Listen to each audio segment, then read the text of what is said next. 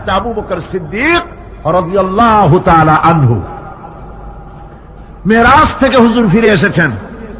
সকালবেলা ফজরের নামাজ পড়ে বসেছেন, কাবা শরীফে তিনি বসে আছেন। তো তখন আবু জাহেল এসে বলছে, মুহাম্মদ সাল্লাল্লাহু আলাইহি ওয়াসাল্লাম, প্রত্যেক দিনই তো নতুন নতুন কথা কও, আজকে কোন নতুন কথা আছে? হুজুর বললেন, হ্যাঁ নতুন কথা আছে। কি? বলে, এই তো শেষ রাত্রে জিবরাইল ছিল, আমারে নিয়ে গেল বাইতুল মুকদ্দাসে, জেরুজালেমে গিয়ে নামাজ পড়লাম, ওইখান থেকে মহাকাশ পাড়ি দিলাম, 7 আকাশ পাড়ি দিলাম, সিদরাতুল মুনতাহা গেলাম, আরশে আজিম ভ্রমণ করলাম, আল্লাহর সাথে কথা কইলাম, জান্নাত জাহান্নাম দেখলাম, তারপরে আবার এই আয়েশা নামাজ পড়িয়া তোমাদের সাথে কথা বলতেছে। আবু জাহেল কয় যে, খাইস যাও, মাথাটা একটু ভালো ছিল, এখন তাও সর্বনাশ হয়ে গেছে। কয়, মুহাম্মদ সাল্লাল্লাহু আলাইহি ওয়াসাল্লাম, তুমি যা বললা এই কথাটা আমি কি হুবহু মানুষের কাছে বলবো? হুজুর বলছেন, অবশ্যই বলো গিয়ে। আবু জাহেল চিন্তা করলো, দিস ইজ দ্য মোমেন্ট, এটাই হলো আসল সুযোগ পেয়ে গেছে মানুষকে বিভ্রান্ত করার জন্য। সবার আগে ছুটে চলল হযরত আবু বকর রাদিয়াল্লাহু তাআলা আনহুর বাড়িতে, যে বলছেন, আবু বকর শুনেছ? বলে, কি? মুহাম্মদ সাল্লাল্লাহু আলাইহি ওয়াসাল্লাম এই রকমের কথা বললো, বেচারার মাথাটা যাও ভালো ছিল, শেষ। হুজুর বলছেন, আবু জাহেল আমার রাসূল কি এরকম বলেছেন? আবু জাহেল বলছে, আমার নিজ কানে শুনে আসলাম, এখনো তিনি সেখানে বসা। হযরত আবু বকর বলেন, আবু জাহেল, আমার আল্লাহর নবী তিনি যদি এরকম কথা বলে থাকেন, তাহলে আমি কোন সন্দেহ পোষণ করি না, অবশ্যই আল্লাহ রাব্বুল আলামিনের হাবিব যা বলেছেন তা সত্য। হযরত আবু বকর রাদিয়াল্লাহু তাআলা আনহু মসজিদে হারামে আসলেন, হুজুরকে জিজ্ঞেস করলেন, হুজুর আবু জাহেল আমাকে এইসব কথা বললো, এগুলি কি ঠিক? হুজুর বললেন, হ্যাঁ। তিনি ঘটনা বয়ান করলেন। হযরত আবু বকর বললেন, হে রাসূল, আপনি যা বলেছেন সত্য বলেছেন, আপনার মেরাজ ঠিক হয়েছে, সঠিক হয়েছে, সন্দেহ নাই। হুজুর বলেন, আবু বকর তুমি তো শুধু আবু বকর নাও, তুমি সিদ্দিক। সত্যকে যারা অকুণ্ঠ চিত্তে দ্বিধাহীন ভাবে যারা সত্যের সামনে মাথা নত করেছে, গ্রহণ করে নিয়েছে, দ্বিমত পোষণ করে নাই, কোন রকমের দুষ্ট বুদ্ধির আশ্রয় গ্রহণ করেনি, উল্টাপাল্টা করেনি, এই সমস্ত মানুষেরই হল সিদ্দিক। আর এদের দলকেই সিদ্দিকিন বলা হয়। তাহলে নবিয়্যিন, সিদ্দিকিন, এনারা হচ্ছেন নেয়ামত প্রাপ্ত। আমাদের প্রিয় নবীর ছোঁয়ায় তৎকালীন সমাজের মানুষগুলো সোনার মানুষে পরিণত হতে শুরু করল। রাসূলুল্লাহ সাল্লাল্লাহু আলাইহি ওয়াসাল্লামের সাথে সাহাবীরা হয়ে উঠলেন এক একজন আদর্শ মানুষ।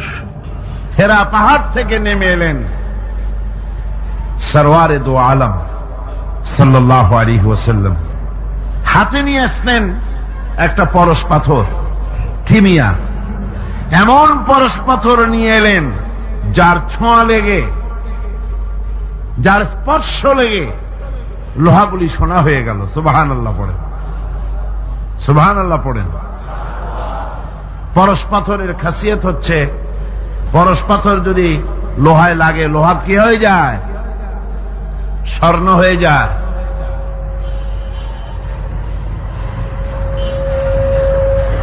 কত বড় জাহিল হলে পরে আল্লাহ নবী হত্যা করতে আসতে পারে।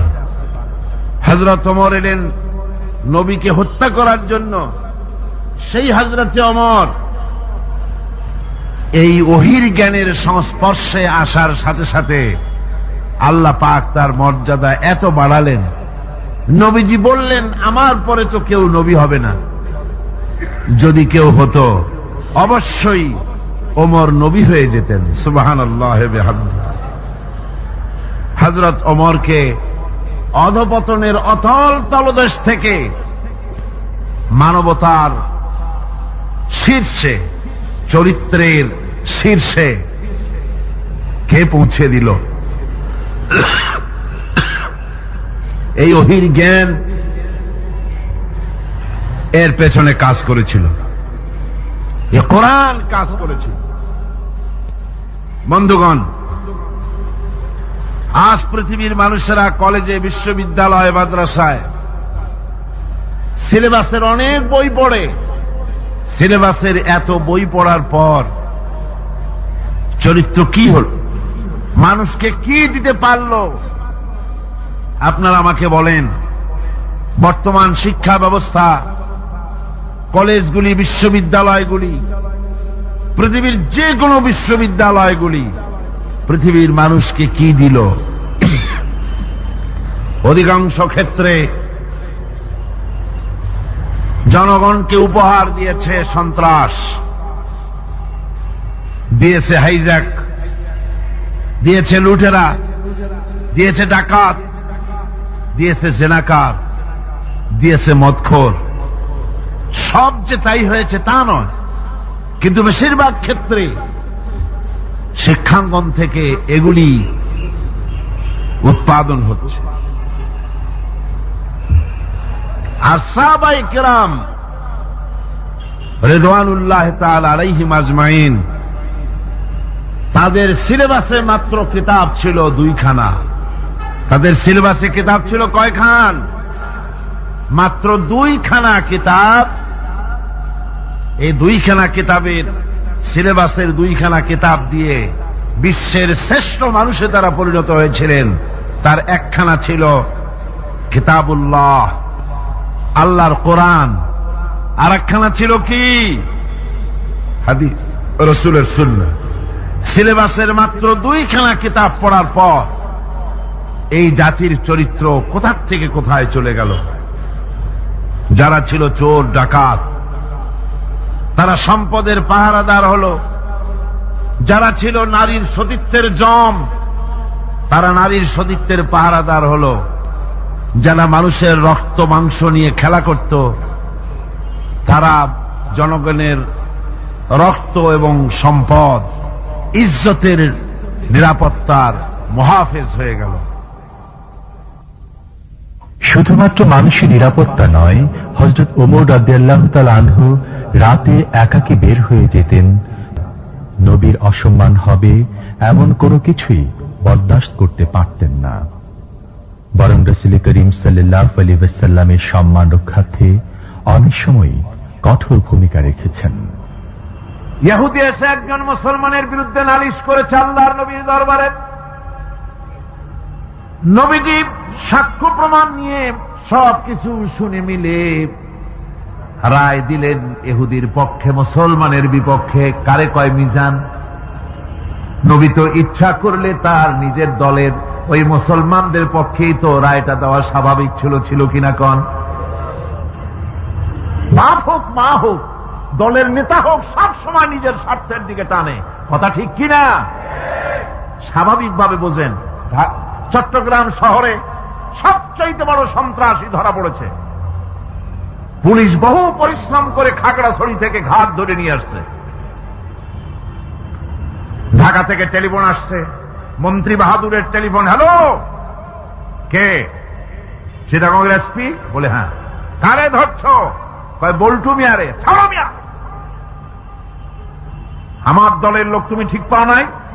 কয় স্যার অস্ত্র শুদ্ধা ধরছি। অস্ত্র শুদ্ধা ছেড়ে দে। এই জন্য পৃথিবীর সাধারণ মানুষের কাছে ইনসাফ পাওয়া যায় না। যায় আল্লাহ পাক বলেন, আমি নবীর কাছে মিজান দিয়েছি। সুবহানাল্লাহ। কেমন মিজান দিলাম?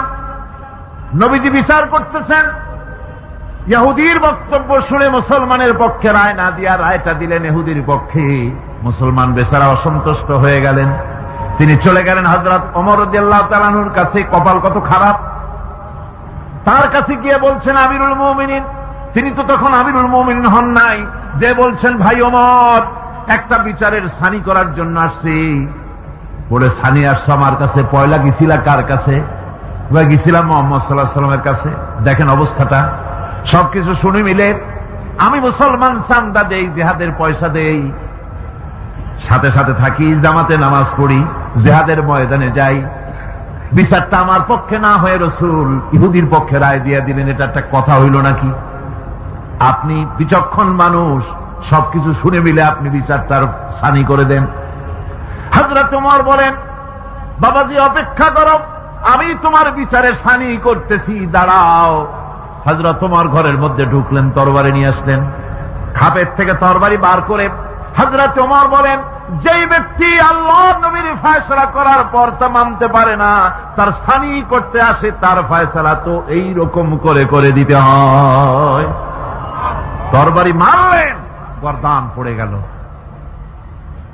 এর নাম হচ্ছে মিজান। সাহাবীরা রাসূলুল্লাহ সাল্লাল্লাহু আলাইহি ওয়াসাল্লামকে কতটুকু বিশ্বাস করত, কতটুকু বা আস্থাশীল ছিল, আসুন একটি ঘটনার মাধ্যমে তা আমরা জানার চেষ্টা করি। সাহাবায়ে কেরাম রাসূলের চরিত্রের উপরে, তার কথাবার্তার উপরে, যাদের ভিতরে তিনি বেড়ে উঠেছেন, রাসূলের চরিত্রে তারা কোনো কলুষতা দেখতে পায়নি। সুবহানাল্লাহ পড়েন। একজন রাসূল পাক সাল্লাল্লাহু আলাইহি ওয়াসাল্লাম এক ইহুদির কাছ থেকে ধার করেছিলেন এবং নির্ধারিত তারিখে ধারের টাকা পরিশোধ করেছেন। ওই ইহুদি প্রতিমধ্যে একদিন রাসূলকে ধরে বলছেন, মুহাম্মদ সাল্লাল্লাহু আলাইহি ওয়াসাল্লাম, তুমি আমার কাছ থেকে যে টাকা নিয়েছিলে টাকাগুলি ফেরত দাও। উনি বলছেন, আমি তো টাকা তোমাকে ফেরত দিয়েছি। কয় না, আমি টাকা পাই নাই, টাকা ফেরত দাও। হুজুর বলছেন দিয়েছি, আর ও বলছে দাওনি। এমন সময় একজন সাহাবী এসছেন, বলছেন, হুজুর এখানে কি হচ্ছে? হুজুর বলছেন, এই লোকটার কাছ থেকে আমি টাকা নিয়েছিলাম, টাকাটা ফেরত দিছি, তারপরেও সে আমার কাছে বলছে না আমি ফেরত দেইনি। সাহাবী বলছেন, হুজুর আমি জানি আপনি তাকে টাকা ফেরত দিয়েছেন। হুজুর বলছেন, তা কি করে হয়? আমি যখন টাকা গ্রহণ করি তখনও তুমি এখানে উপস্থিত ছিলে না, আর যখন আমি টাকা তাকে ফেরত দেই তখনও তুমি তা দেখোনি, তুমি কোন সময় এর সাক্ষী ছিলে না, উপস্থিত ছিলে না। তুমি কি করে বলছো যে আমি তার টাকা ফেরত দিয়েছি? তুমি সাক্ষ্য, তুমি যে সাক্ষী তার প্রমাণ কি? কি করে তুমি তা বলছো? সাহাবী বলছেন, ইয়া রাসূলুল্লাহ, আমরা আল্লাহ রাব্বুল আলামিনকে চিনতাম না, অসংখ্য মূর্তি পূজা করতাম, আমাদের বাপ দাদারা 14 গোষ্ঠী মূর্তি পূজা করত। আপনি বলেছেন এই মূর্তি পূজা চলবে না, এক আল্লাহর গোলামি করো, তার দাসত্ব করো। আল্লাহরে দেখি নাই, আপনার কথা মতো মা বাপের ধর্ম পরিত্যাগ করে, হাজার হাজার শত শত মূর্তিগুলিকে পরিত্যাগ করে এক অদেখা আল্লাহরে বিশ্বাস করেছি, দেখি নাই। আপনি বলেছেন ফেরেশতা আছে, দেখি নাই, বিশ্বাস করেছি। আপনি বলেছেন জাহান্নাম আছে, বেহেশত আছে, দেখি নাই, বিশ্বাস করেছি। আপনি বলেছেন এ দুনিয়া এই জীবন জীবন নয়, আর একটা জীবন আছে, ওখানে আমাদেরকে উপস্থিত হতে হবে, জবাবদিহি করতে হবে আল্লাহর দরবারে। দেখি নাই, সাক্ষী পাই নাই, তবুও আপনার কথা মতো বিশ্বাস করেছি। হে আল্লাহর নবী, কোন সাক্ষ্য প্রমাণ ছাড়া শুধুমাত্র আপনার কথা মতো যদি এতগুলি বড় বড় কথা বিশ্বাস করতে পেরে থাকি, তাহলে ইহুদির এই মাত্র কয়েকটা টাকা ফেরত দিয়েছেন, এ কথা কেন বিশ্বাস করব না? অবশ্যই ফেরত দিয়েছেন, কোনো সন্দেহ নাই। রাহমাতুল লিল আলামিন নবী মুহাম্মদ রাসূলুল্লাহ সাল্লাল্লাহু আলাইহি ওয়াসাল্লামের জামাতা হযরত আলী রাদিয়াল্লাহু তাআলা আনহু চরম বিপদের মুখেও যিনি অসীম সাহস আর ধৈর্যের পরিচয় দিয়েছেন। হিজরতের ঘটনায় যা আমরা দেখতে পাই, গভীর রজনীতে আল্লাহর নবী ঘুমিয়ে আছেন। গভীর রাত্রে মক্কা শরীফে হযরতে জিবরাইল এসে বলেন, আসসালামু আলাইকা ইয়া রাসূলুল্লাহ, ইন্নাল্লাহা ইয়াকরাউকাস সালাম।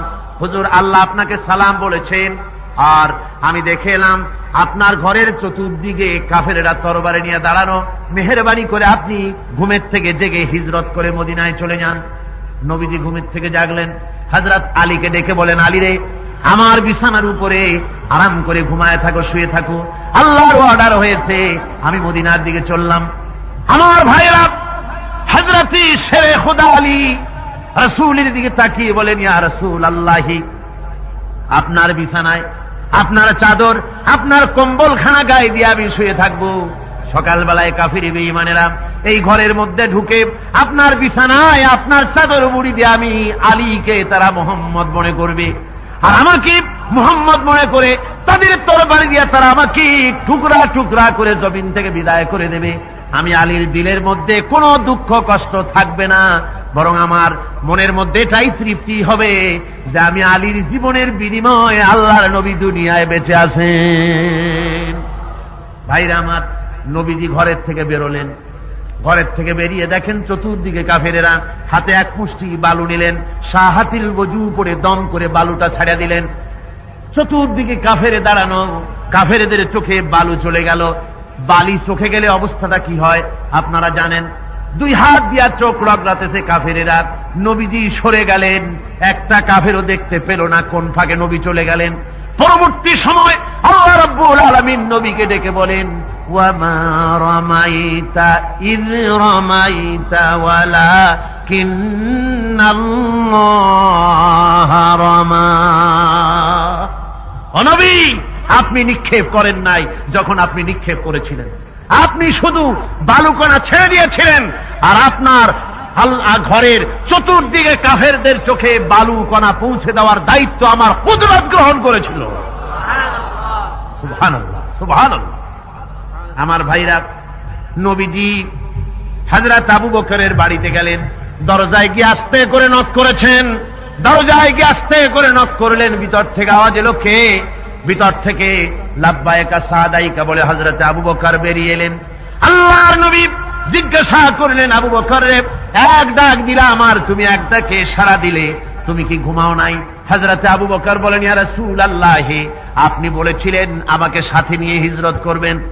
আমি চিন্তা করেছি না জানি কত গভীর রাত্রে নবীজি আসেন, আর আমার দরজার কিনারে দাঁড়ায়া নবীজি যদি দাঁড়ায়া দাঁড়ায়া ডাকে আবু বকর আবু বকর বলে, আমি আবু বকর যদি বিছানায় ঘুমায় আরাম করতে থাকে, নবীজির সঙ্গে বেয়াদবি হয়ে যাবে, এই ভয়তে আমি বিছানায় না শুয়া এই দেওয়ালের সঙ্গে দাঁড়ায়া দাঁড়ায়া ঘুমাচ্ছিলাম।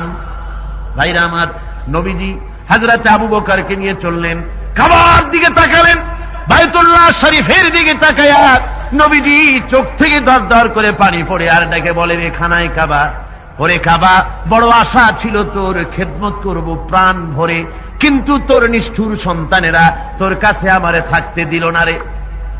নবীজি হযরত আবু বকরকে নিয়ে মদিনার দিকে না গিয়া উল্টা পথে জিয়াদ মহল্লার ভিতর দিয়া, মিসফালার ভিতর দিয়া, সাবাব জাবালের সৌরে 2টা পাহাড় পাড়ি দিয়া জাবালে সুরে যখন উঠলেন, ফজরে রক্ত হয়ে গেল। হযরত আবু বকর বলেন, হুজুর, গুহার একটা পায়া গেছি, এর মধ্যে ঢুকি, তা না হলে কাফেরেরা দেখে ফেলবে। হুজুর আপনি বাইরে বসেন, আগে আমি ভিতরে ঢুকি, যেহেতু গুহার মধ্যে সাপ বিচ্ছু থাকতে পারে, যদি কোনো সাপ বিচ্ছু থাকে আঘাত আমার প্রতি আসুক, আল্লাহর নবী মাহফুজ থেকে যাক। হযরত আবু বকর গুহা সাফ করে হুজুরকে ডাকলেন। হুজুর বলেন, আবু বকর, সারা রাত হেঁটে হেঁটে পা বেদনা হয়ে গেছে, তুমি বসো, তোমার উরুর উপরে মাথা রেখে আমি একটু ঘুমাইয়া যাই। নবীজি আরাম ফরমালেন। হযরত আবু বকর নজর করে দেখেন গুহার ভিতরে অনেকগুলি গর্ত, কোন গর্ত থেকে কোনো সাপ বিচ্ছু আসে নাকি, রুমাল ছিঁড়ে ছিঁড়ে গর্ত বন্ধ করতেছিলেন। 2-1টা গর্ত যা বন্ধ করা গেল না, পা দিয়া হযরত আবু বকর চেপে ধরেছেন। এক পাহাড়িয়া বিষধর সাপ দংশন করেছে হযরত আবু বকরের পায়ের উপরে। হযরত আবু বকর বিষের যন্ত্রণায় চোখ দিয়া দর দর করে পানি পড়ে। রাসূলের ঘুম ভেঙে গেল। নবীজি তাকায় দেখেন আবু বকর কান্দে। হযরত রাসূল বলেন, আবু বকর কান্দো কেন? বাড়ির কথা মনে পড়ে গেছে নাকি? বিবি বাল বাচ্চার কথা মনে পড়লো নাকি? কান্দো কেন? হযরত আবু বকর বলেন, ইয়া রাসূলুল্লাহ, আল্লাহর কসম করে বলি, যেই দিন আপনার প্রতি ঈমান এনেছি, আল্লাহর প্রতি ঈমান এনেছি, এই কলিজার ভিতরে বিবি বাল বাচ্চার চাইতে আপনার মহব্বত বেশি। সাপে আমাকে কেটেছে তাই কাঁদতেছি। হুজুর সঙ্গে সঙ্গে মুখ থেকে থুতু মোবারক বার করে সাপে কাটা জায়গায় থুতু মোবারক লাগিয়ে দিলেন, যন্ত্রণা বন্ধ হয়ে গেল। হযরতে রাসূল বলেন, আবু বকর এত সময় কষ্ট করলে কেন? আগে আমারে বলো নাই কেন? তাহলে তাড়াতাড়ি সেরে যেত, এত কষ্ট তোমার হতো না। হযরত আবু বকর বলেন, ইয়া রাসূলুল্লাহ, এটা তো সাপে কাটার যন্ত্রণা, এর থেকে বেশি যন্ত্রণাও যদি আমার হতো, যন্ত্রণার চোটে যদি আমার কলিজা ছিঁড়েও যেত লাগতো, তবুও আল্লাহর নবী আরাম ফরমাচ্ছেন, নবীর আরামের ভিতরে আমি বিঘ্ন ঘটাতে পারতাম না। ভাইরা আমার, কাফেরেরা খুঁজতে খুঁজতে 2 দিন পরে যখন এই জায়গায় তারা চলে এসেছে, এখানে এসে তারা গুহার কাছে পায়ের চিহ্ন শেষ দেখলো। একজন বলে ভিতরে আছে, আর একজনে বলে নাই, আর একজন বলে আছে, আর একজন বলে নাই। হযরত আবু বকর বলেন, ইয়া রাসূলুল্লাহ, আমরা ধরা পড়ে গেছি, পালাবার কোনো পথ নাই, আমরা তো ধরা পড়ে গেলাম। সূরা তাওবার ভিতরে আল্লাহ রাব্বুল আলামিন এই কথাটা এভাবে তুলে ধরেছেন, ইয ইয়াকুলু লিসাহিবিহি লা তাহজান ইন্নাল্লাহা মা'ানা। আল্লাহ নবী ডেকে বলেন, আবু বকর ভয় পেও না,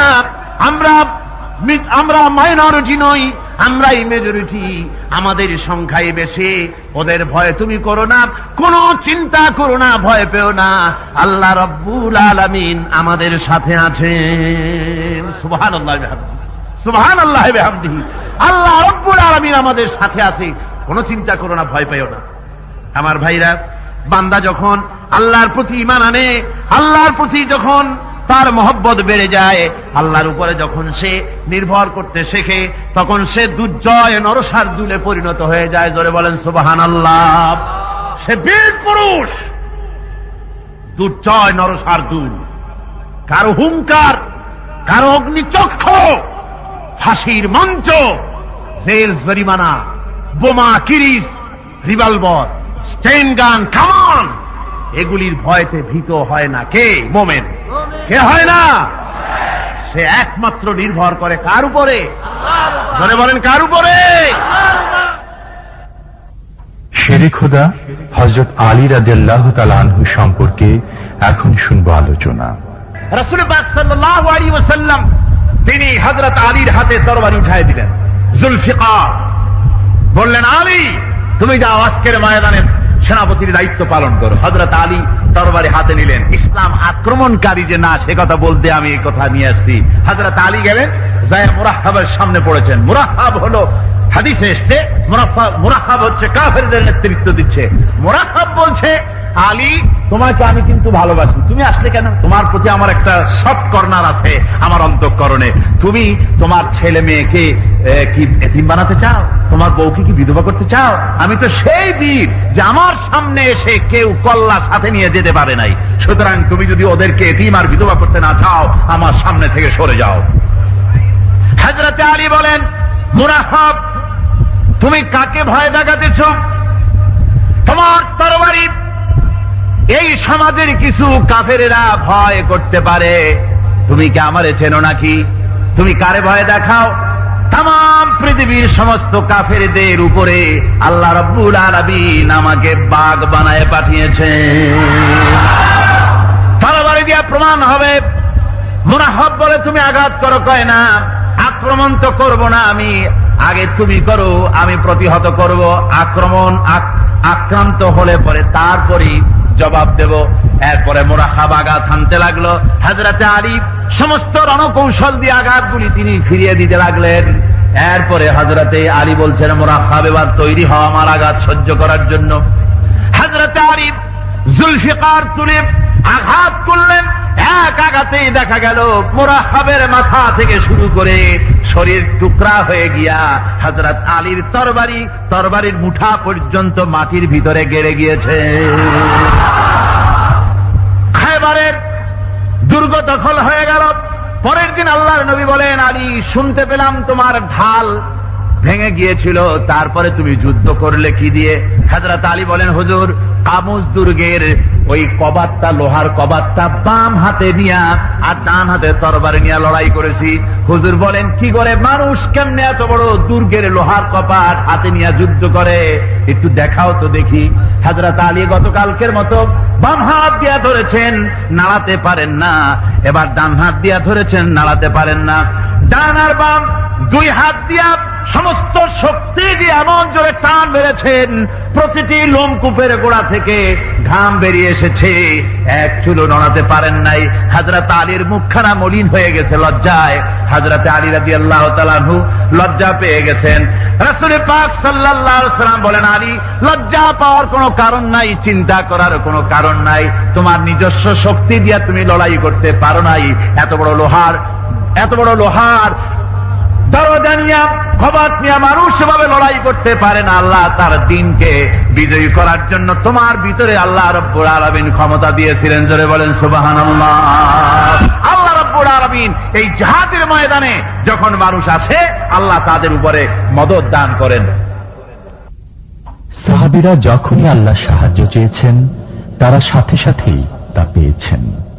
তাই আমরা লক্ষ্য করি কঠিন বিপদের মুখেও মহান রব্বুল আলামিন তাদের সাহায্য করেছেন, যুদ্ধের ময়দানেও করেছেন বিজয়ী। আমার ভাইরা, হযরতে সাদ বিন আবি ওয়াক্কাস রাদিয়াল্লাহু তাআলা আনহু, তিনি কাদিসিয়ার যুদ্ধের পর যখন পারস্য দখলের জন্য চললেন, পারস নগর অবরোধ করলেন, সামনে পড়ল নদী, এই নদী পাড়ি দিবেন, সাথে তার হাজার হাজার সৈন্য, এই সৈন্য নিয়ে নদী পাড়ি দিবেন।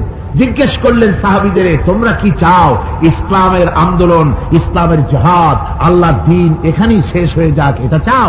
না ইসলামের এই কলেমার আওয়াজ নদীর ওপারেও নিয়ে যেতে হবে, অথচ আমাদের কাছে কোনো পারাপারের কোনো নৌকা নাই, কি করতে চাও? সাহাবীরা বললেন, আমরা আপনার অর্ডার ফলো করব, আমরা এই নদীর ওপারে গিয়েও কালেমার পতাকাকে উড্ডীন করতে চাই, কালেমার সুশীতল ছায়াতলে গোটা দুনিয়াকে আনতে চাই। হযরতে সাদ তখন বললেন, তাহলে তোমরা সবাই আমার পেছনে পেছনে এই দরিয়ার ভিতরে ঝাঁপিয়ে পড়ো, আর আমার সঙ্গে সবাই উচ্চারণ করো, নাস্তাঈনু বিল্লাহি ওয়া নাতাওয়াক্কালু আলাইহি, হাসবুনাল্লাহু নি'মাল ওয়াকিল, নি'মাল মাওলা ওয়া নি'মান নাসীর। ইতিহাস লিখতেছি, 60,000 সৈন্য তাদের অশ্ব নিয়ে, তাদের উষ্ট্র নিয়ে, তাদের মালপত্র নিয়ে, জাহাজের সামান নিয়ে শ্রাবণের খরস্রোতা নদী, উত্তাল তরঙ্গমালায় ভরা নদীর উপর থেকে এই সাহাবীরা পাড়ি দিয়ে ওপার চলে গেলেন। ওপার যাওয়ার পরে হযরতে সাদ বলছেন, তোমাদের কেউ কি হারায় গেছে নাকি? সবাই এদিক ওদিক তাকায়, খোঁজ করে বলল, মানুষ তো দূরের কথা, একটা উট আর ঘোড়াও একটাও হারায় যায় নাই। একজন বলল, আমার একটা পেয়ালা, যে পেয়ালা আমি পানি পান করতাম, সেই পেয়ালাটা তুফানে ছিটকে কোথায় চলে গেছে, ওইটা হারায় গেছে। হযরতে সাদ বলেন, মুজাহিদের কোন জিনিস দরিয়া নিতে পারে না, অবশ্যই তা ফেরত আসবে। এই কথা তিনি বলতেছিলেন, হঠাৎ করে দরিয়ার কিনারে একটা আওয়াজ হলো, দেখা গেল তুফানের ভিতরে সেই হারানো বাটিটা তাদের মধ্যে ফিরে এসেছে। আল্লাহু আকবার। মুজাহিদদেরকে সাহায্য করেন স্বয়ং আল্লাহ রাব্বুল আলামিন। আফ্রিকার জঙ্গলের কাছে ভিন্ন ইতিহাস, জঙ্গলের কাছেই মুসলমানদেরকে থাকতে দেওয়া হয়েছিল। মনে করা হয়েছিল জঙ্গলের সমস্ত হিংস্র প্রাণীরা এই মুসলমানদের শেষ করে দেবে, যুদ্ধ করা লাগবে না। হযরতে সাদ সে অবস্থা বুঝতে পারলেন, তিনি একটা মঞ্চ তৈরি করলেন। সেই মঞ্চের উপরে দাঁড়ায় জঙ্গলের প্রাণীদের দিকে লক্ষ্য করে তিনি নোটিশ জারি করে দিলেন, বললেন, ইয়া আইয়াতুহাল হাশারাত ওয়াস সিবাউ নাহনু আসহাবু রাসূলুল্লাহ সাল্লাল্লাহু আলাইহি ওয়াসাল্লাম। হে জঙ্গলের হিংস্র প্রাণীরা, আমরা আল্লাহ রাসূলের সাহাবী, ফাইন্না নাজিলুনা ফামান ওয়াজাদনা বাদাহু কাতালনাহু। আমরা রাসূলের সাহাবী, এইখানে আল্লাহর দ্বীনকে কায়েম করার জন্য আমরা এসেছি, আল্লাহর কলেমার আওয়াজ নিয়ে আমরা এখানে রাত কাটাবো। সুতরাং এই জঙ্গলের ভিতরে হিংস্র প্রাণী যত আছো, সব আমাদের এই জায়গা ছেড়ে অন্যত্র চলে যাও। আফ্রিকার জঙ্গলি মানুষেরা চিন্তা করলো, মানুষের কথা কি জঙ্গলি প্রাণীতে শোনে নাকি, পাগলে কয় কি? তারা তাকায় তাকায় দেখলো, হযরতে সাদের এই ঘোষণার পরে বাঘের কাতারে বাঘ, সিংহের কাতারে সিংহ, সাপের কাতারে সাপ, যার যার ডিম আর বাচ্চাগুলি মুখে কামড়ায়া সাহাবীদের এলাকা ছেড়ে দিয়ে তারা অন্যত্র চলে গেল। আমার মুসলমান ভাইরা, এই ছিল মুসলমানদের ইতিহাস। দ্বীন প্রতিষ্ঠা করার কাজে মুসলমান এগোলে আল্লাহই মদত করেন। কে মদত করেন? বিশ্বকবি, কবি সম্রাট আল্লামা ইকবাল রহমতুল্লাহ আলাইহি বলেছেন, দস্ত দস্ত है दरिया भी न छोड़े हमने, दस्त दस्त है दरिया भी न छोड़े हमने, बर जुल्मत दौड़ा दिए घोड़े हमने। আমরা সেই মুসলমান, প্রান্তর তো প্রান্তর, আমরা দরিয়ার খরস্রোতা উত্তাল তরঙ্গের উপর থেকে ঘোড়া দাবড়িয়ে আফ্রিকার ভূখণ্ডে কালেমার পতাকা আমরা উড্ডীন করেছি। আমরা সেই মুসলমান।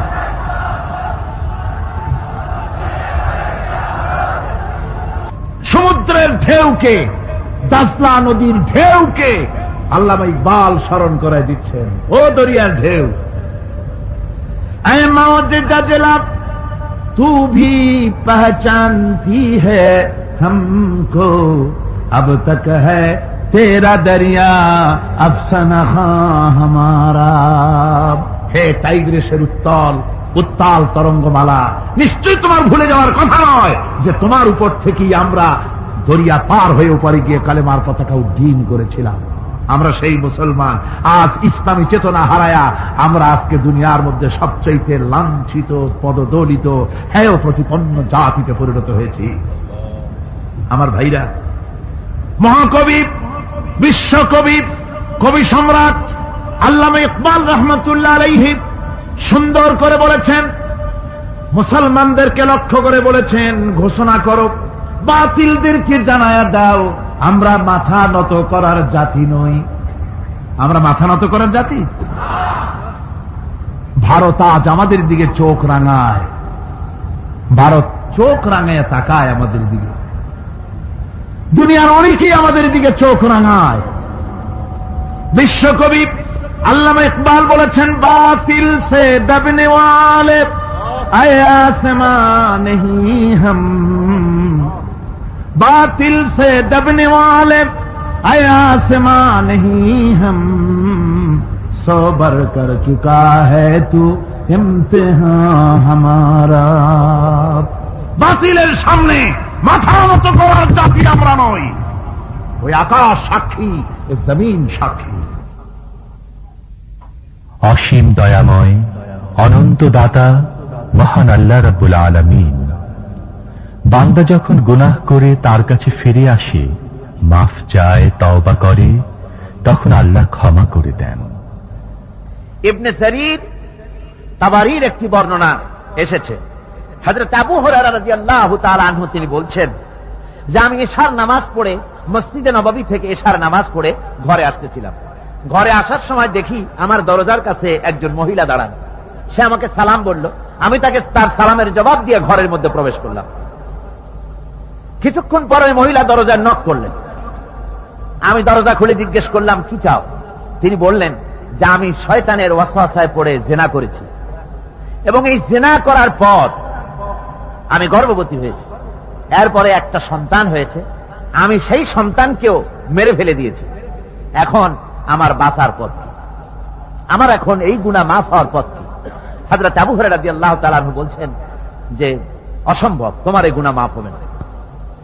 মহিলা তখন যাওয়ার সময় কাঁদতে কাঁদতে কপালে আঘাত করতে করতে যাচ্ছিল, যে হারে শরীরের এই রূপ, এই যৌবন, এই সৌন্দর্য কি তৈরি হয়েছিল জাহান্নামের আগুনে জ্বলার জন্য? এইভাবে করে চিৎকার দিতে দিতে মহিলা যাচ্ছিল। হযরত আবু হুরায়রা বলেন, আমি সকালবেলায় আল্লাহ রাসূলের সঙ্গে ফজরের নামাজ আদায় করে আল্লাহ নবীকে ঘটনা শোনালাম। বললাম, হে রাসূল, আমি তো মহিলাকে এইরকম জবাব দিয়েছি। হযরত আবু হুরায়রা দৌড়ে গেলেন, বললেন, আমি ছুটতে লাগলাম, এমন ভুল আমি কথা বলেছি। মহিলা তো হতাশ হয়ে গিয়েছে।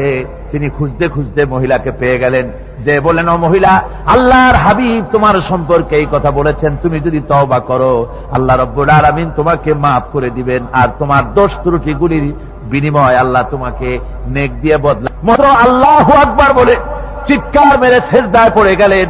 তিনি প্রাণ ভরে কাঁদলেন আর বললেন, আল্লাহ তোমার দরবারে শুকরিয়া আদায় করি যে আমার মতো গুনাহগারের জন্য তুমি যে তওবার দরজা খোলা রেখেছো।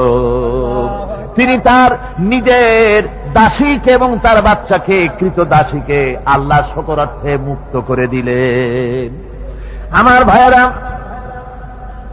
এভাবে করে যারা নাকি আল্লাহর দরবারে যারা এভাবে মাফ চায়, আল্লাহ পাক তাদেরকে মাফ করে দিবেন। তওবা করার জন্য রব্বুল আলামিন পথ খুলে রেখে দিয়েছেন। আবার অন্য হাদিসে এসেছে হযরতে রাসূল পাক সাল্লাল্লাহু আলাইহি ওয়াসাল্লামের কাছে এক বৃদ্ধ এসে বলেছিলেন, হে আল্লাহর নবী, আমি যত গুনাহ করেছি সমস্ত গুনাহ যদি দুনিয়ার মানুষেরকে ভাগ করে দেওয়া হয় তাহলে একযোগে সব মানুষকে তা ডুবাইয়া ছাড়বে, এত গুনাহ আমি করেছি। এমন কোন গুনাহ নাই যা আমি করি নাই। হে আল্লাহ রাসূল, আমার এই গুনাহ মাফ হবে নাকি? আল্লাহর নবী বলেন, তুমি কি মুসলমান হয়েছ? লোকটি বলল, হুজুর আমি মুসলমান হয়ে গেছি। আশহাদু আল্লা ইলাহা ইল্লাল্লাহু ওয়াহদাহু লা শারীকা লাহু ওয়া আশহাদু আন্না মুহাম্মাদান আবদুহু ওয়া রাসূলুহু। পড়েন সবাই, আশহাদু আল্লা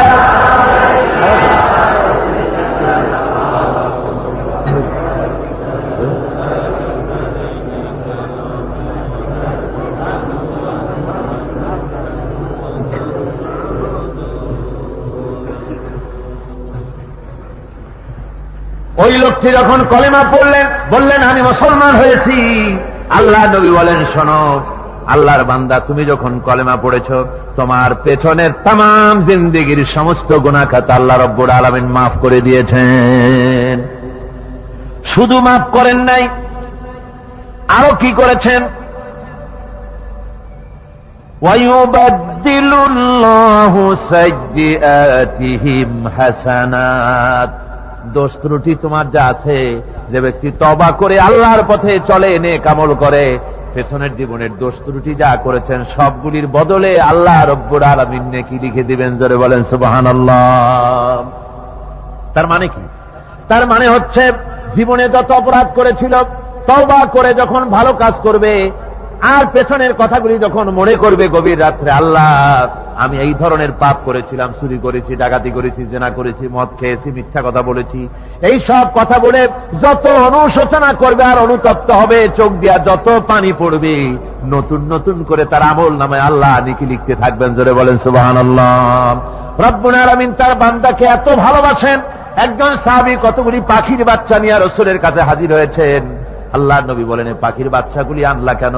সাহাবী বলেন, হুজুর এই পাখির বাসাটা ভেঙে গিয়েছিল, বাচ্চাগুলি যখন ধরলাম ওর মা আমার মাথার উপরে ঠোকরাতে লাগলো, সে নিজের জীবনের মায়াকে উপেক্ষা করে বাচ্চাগুলিকে হেফাজত করার জন্য আমার উপরে ঝাঁপিয়ে পড়ল। আমি নিয়ে এসেছি এখানে, এই দেখুন ঘরের মধ্যে ঢুকেছে, এখানে ওই পাখিটা এসেছে। আমি রাসূলকে দেখাতে এলাম প্রাণী জগতে মায়ের সন্তানের প্রতি কত মায়া, সেটা দেখাতে এলাম। আল্লাহর নবী বলেন, ও সাহাবী, প্রাণী জগতে সন্তানের প্রতি মায়ের কতটুকু মহব্বত তুমি তাই আমাকে দেখাতে এসেছো। শোনো, এই প্রাণী জগতে সন্তানের প্রতি মায়ের যত মহব্বত, তার চাইতে লক্ষ কোটি গুণে বেশি মহব্বত বান্দার প্রতি আল্লাহ রব্বুল আলামিনের। মহব্বতকে, করুণাকে, রহমতকে, ভালোবাসাকে 100 ভাগ করা হয়েছে। 100 ভাগ করে 99 ভাগ আল্লাহ নিজের কাছে রেখেছেন, আর একটা ভাগ তামাম পৃথিবীর প্রাণী জগতে আল্লাহ ছড়াই দিয়েছেন। একটা ভাগ দিয়েছেন সারা দুনিয়ার প্রাণী জগতে। সেই একটা ভাগে এই শত সহস্র কোটি প্রাণীর মধ্যে যেটুকুন আমরা পাইছি, এতটুকুন মহব্বতে সন্তানের জন্য কলিজায়, সন্তানের কোনো অকল্যাণ হলে কলিজায় পানি থাকে না, সন্তানের কোনো অসুবিধা হলে বা মা বাপের কষ্ট হলে বা কারো কোনো কষ্ট হলে আমরা এই ধরনের আমাদের অবস্থা সৃষ্টি হয়ে যায়। এক ভাগ তামাম পৃথিবীর সমস্ত প্রাণী জগতে ছড়ায় দেওয়ার পর আমাদের অবস্থা যদি এই হয়, তাহলে 99 ভাগ রহমত যার কাছে, বান্দার প্রতি তার মহব্বত কতখানি। আমার বন্ধুগণ,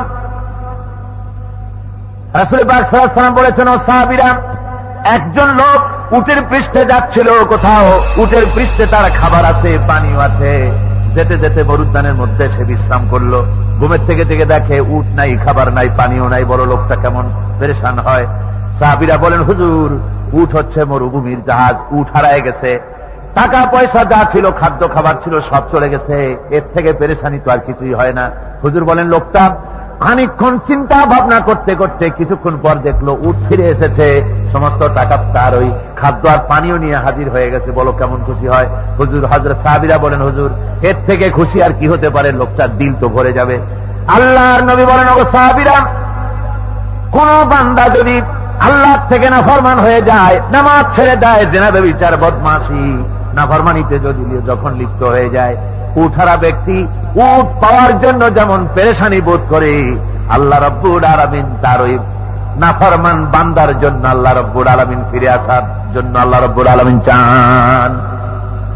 বান্দা যখন নাফরমান বান্দা নিজের গুনাহ বুঝতে পেরে যখন সেজদায় পড়ে গিয়া কান্দে, রব্বুল আলামিন আমার গুনাহ মাফ করে দাও, এইভাবে যখন কাঁদতে থাকে, রব্বুল আলামিন আল্লাহর হাবিব বলেন, উঠা ব্যক্তি উঠ পেরে পড়ে, ওই ব্যক্তি যত খুশি হন। কোন নাফরমান বান্দা যখন সেজদায় পড়ে যায়, আল্লাহ রব্বুল আলামিন এর চাইতে লক্ষ কোটি গুণে বেশি খুশি হয়ে যান।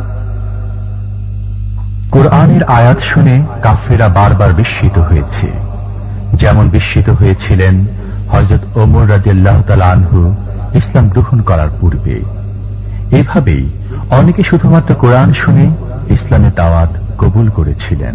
কাফির বেঈমানেরা তারা রাসূল পাক সাল্লাল্লাহু আলাইহি ওয়াসাল্লামের মুখে তেলাওয়াত শুনে তারা বলতে লাগলো যে মুহাম্মদ সাল্লাল্লাহু আলাইহি ওয়াসাল্লাম বোধহয় কবি হয়ে গেছেন। কবি না হলে পরে এমন সুন্দর করে তিনি কোরআনে কারীমকে মিলিয়ে মিলিয়ে তিনি বলেন কি করে।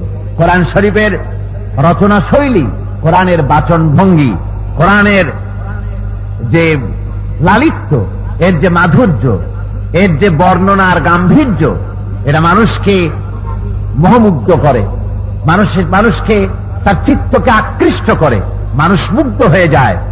যে কোরআন বোঝে না, শুধু তেলাওয়াত শোনে, তেলাওয়াত যদি খুব সুন্দর হয়, কোরআন বোঝে না এমন লোকও চোখ থেকে পানি গড়াতে দেখেছি, সুবহানাল্লাহ ওয়া বিহামদিহি, যেহেতু এটা আল্লাহর কালাম।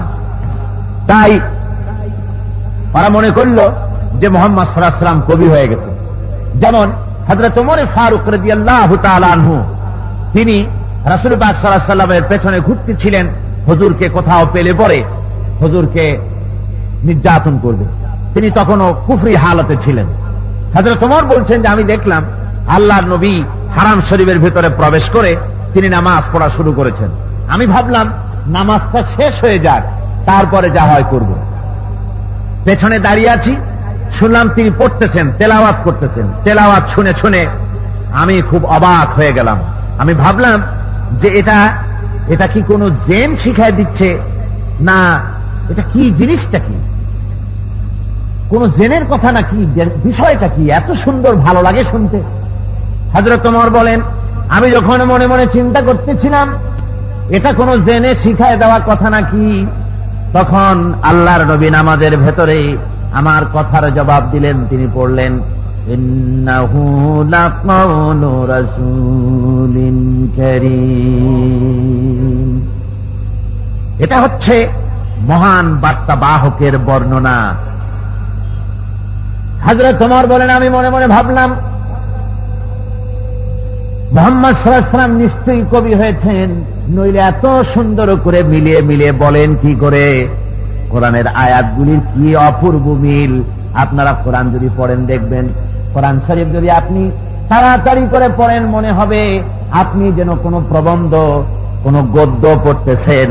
আর যদি প্রতি আয়াতে থেমে থেমে পড়েন, তাহলে মনে হবে আপনি যেন কোনো কবিতা পড়তেছেন। সুবহানাল্লাহ ওয়া বিহামদিহি। কোরআনে কারীমের বর্ণনা ভঙ্গি এতই সুন্দর।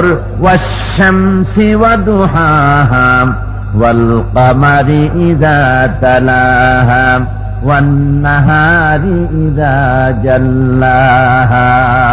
পুরা সূরাটাই শুধু শেষের দিকে হার হা, কি সুন্দর মিলন।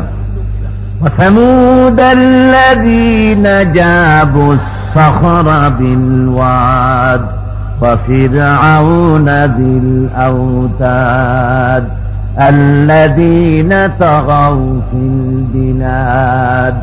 এখানে যত পড়তে থাকবেন শেষের দিকে ডাল দিয়ে আল্লাহ মিলাই দিয়েছেন। আবার ওয়াজুহু ইয়াওমাইযিন নাঈমা লিসাইহা রাদিয়া। এখানে যতই আপনি সামনের দিকে অগ্রসর হতে থাকবেন ততই এইভাবে অপূর্ব মিল। আর রহমান আল্লামাল কুরআন খালাকাল ইনসান আল্লামাহুল বায়ান। পড়েন, আর রহমান আল্লামাল কুরআন খালাকাল ইনসান আল্লামাহুল বায়ান।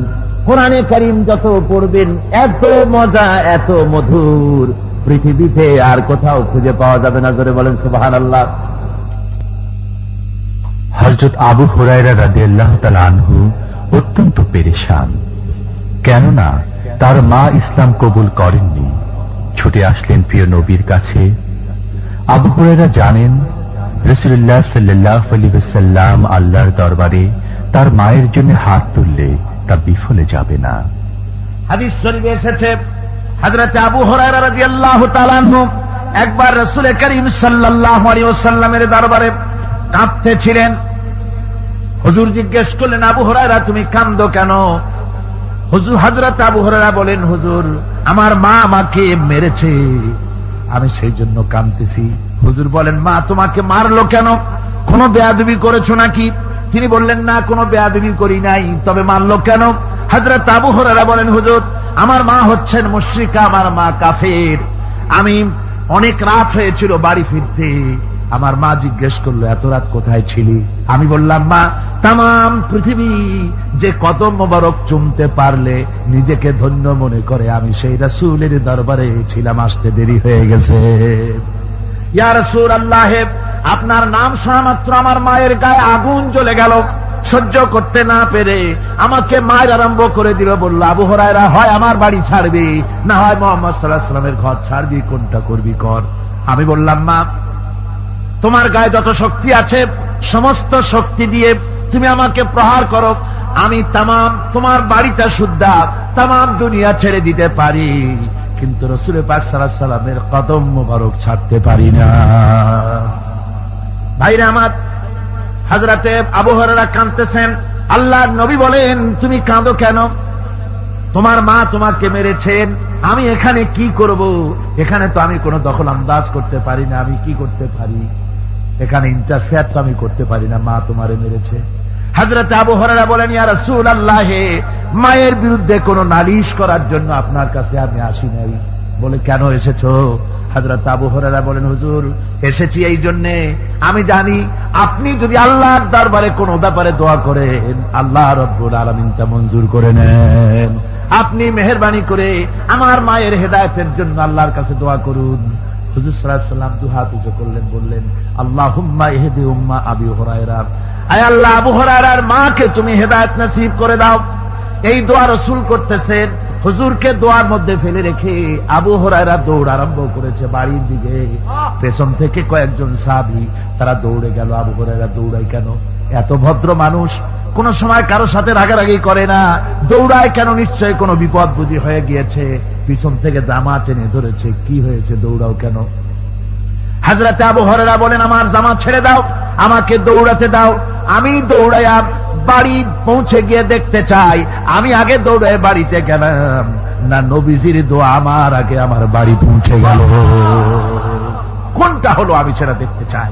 হযরত আবু হুরায়রা দৌড়াতে দৌড়াতে ঘরের কাছে গিয়ে নক করেছে। ভিতর থেকে আওয়াজ এলো, কে? কিছুক্ষণ পর মা আমার বেরোলেন, মাথার চুল দিয়ে পানি পড়তেছে, বুড়া মানুষ। মা আমার কাছে এসে বলল, বাবা তোমাকে মারার পর আমি বড় অনুতপ্ত হয়েছি, মনে মনে অনুশোচনা করেছি, আরে আমার ছেলে তো কোনো খারাপ জায়গায় যায় নাই, কোনো খারাপ মানুষের কাছে যায় নাই, মারলাম কেন? বড় অনুতপ্ত হয়ে গেছি আমি। এই অনুশোচনা করে আমি এইমাত্র গোসল করেছি, আমাকে নিয়ে চলো তুমি বিশ্ব নবী রাসূলুল্লাহর দরবারে। কিয়ামতের দিন খুব কঠিন হবে। সেদিন মহান রব্বুল আলামিন কার সাথে কি আচরণ করবেন তা কেউ বলতে পারে না। কোন পরিচয় সেদিন কাজে লাগবে না। আমাদের প্রিয় নবী সেই কঠিন বিচারের দিন সম্পর্কে সাহাবীদের বরাবর হুঁশিয়ার করেছেন, সতর্ক করেছেন তার উম্মতদের। لن تنفعكم أرحامكم ولا أولادكم يوم القيامة لن تنفعكم কিয়ামতের দিন কোনো ফায়দা হবে না, অবশ্যই কোনো ফায়দা হবে না, কোনো উপকারে আসবে না। কিয়ামতের দিন তোমার সন্তান, তোমার স্ত্রী, তোমার মাল, তোমার সম্পদ কোন উপকারে আসবে না। কিয়ামতের ময়দানে সেদিন সব তোমার সাথে বিচ্ছেদ করবে, সব পালায় যাবে।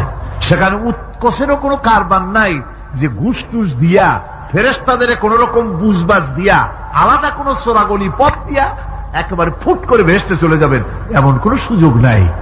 অনেকে বলে, হুজুর এমন কিছু দোয়া শিখায় দেন যাতে ওই সব জেহাদ বোমা এগুলি খুব ভয় পাই, ওসব রাস্তা টাস্তা না, খুব সহজে কিছু দোয়া দুরূদ করিয়া আস্তে করে জান্নাতে চলে যাওয়া যায়, এরকম একটা দোয়া, এরকম একটা পথ বলে দেন। আমি বলি ভাই, এরকমের কোন চোরাগলি আমার রসুল আবিষ্কার করতে পারেন নাই, আল্লাহর পয়গম্বরের এই ধরনের কোন পথ আবিষ্কার করতে পারেন নাই। সেখানে কিয়ামতের দিন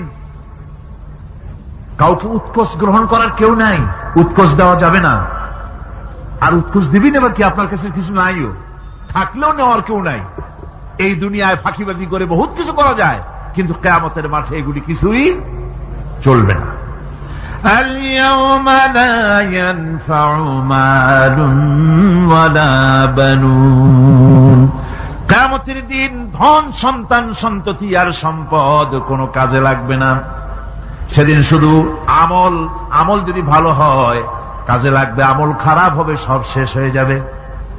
আল্লাহ রাব্বুল আলামিন নবীজিকে ডেকে বলেছেন, নবী আপনি বলেন, কুল মা কুনতু বিদআম মিনার রাসূল, আপনি বলুন আমি কোন নতুন রসুল নই, আমার আগে অনেক নবী রসুল পৃথিবীতে এসেছেন, তারা বিদায় হয়ে গেছেন। আমি জানি না কিয়ামতের দিন আল্লাহ রাব্বুল আলামিন আমার সাথে কি ব্যবহার করবেন, আর আমি এও জানি না যে কিয়ামতের দিন আল্লাহ পাক তোমাদের সাথে কি ব্যবহার করবেন। এই আয়াত নাজিল হওয়ার পর আল্লাহর হাবিব তার মেয়েকে ডাকলেন, জামাইকে ডাকলেন, নাতিদেরকে ডাকলেন, আহলে বাইতদেরকে ডাকলেন, আর বললেন, ও আমার মেয়ে কলিজার টুকরা ফাতেমা গো শোনো, কেবলমাত্র আয়াত নাজিল হয়ে গেল, আল্লাহ পাক আমাকে শোনায়ছেন কিয়ামতের দিন আমি জানি না আমার সঙ্গে কি ব্যবহার করা হবে, আর এও জানি না যে তোমাদের সাথে কি ব্যবহার করা হবে। ও আমার কলিজার টুকরা মেয়ে ফাতেমা, কিয়ামতের দিন মুহাম্মদ সাল্লাল্লাহু আলাইহি ওয়াসাল্লামের মেয়ে, এই হিসাবে তোমার নাজাতের ফয়সালা হবে না। ও আমার কলিজার টুকরা নাতি হাসান আর হোসাইন, কিয়ামতের দিন মুহাম্মদ সাল্লাল্লাহু আলাইহি ওয়াসাল্লামের নাতি হিসাবে ফয়সালা হবে না। ও আমার জামাই হযরতে আলী, কিয়ামতের দিন আমার জামাই হিসাবে নাজাতের ফয়সালা হবে না। আমল যদি ভালো হয় ফয়সালা ভালো হবে, জান্নাতে চলে যাবে। আমল যদি খারাপ হয় কার নাতি কার জামাই দেখা হবে না। সুবহানাল্লাহ, কঠিন কিয়ামতের মাঠ। এই পরকালের বিশ্বাস যদি কলিজার মধ্যে ঢোকে মানুষ ভালো হয়ে যাবে। কোন সুবহানাল্লাহ।